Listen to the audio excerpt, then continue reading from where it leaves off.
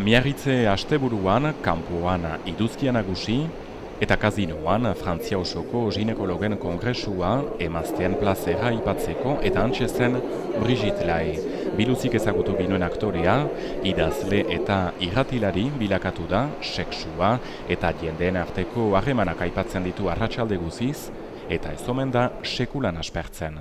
L'échange qui se passe avec les auditeurs est réellement intéressant. J'ai l'impression qu'eux aussi évoluent. Ils me donnent beaucoup.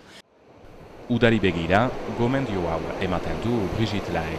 Je crois que le conseil qu'il faut donner, c'est de se sortir couvert parce que... Sexu harremanak babestu behar direla dio, gero eta gehiago edatzen ari den sifilisa bezalako iritasunak saiesteko eta biziaz gozatzeko.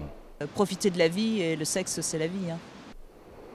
Brigitte Lahaie pozik ikusi dugu Euskal Kostaldean, harima duen lurralde atsegina baita bere erranetan. Alors est-ce que c'est la proximité de l'Espagne? Je sais pas, mais je trouve que les gens sont très chaleureux, donc c'est vraiment un endroit que j'aime beaucoup, voilà.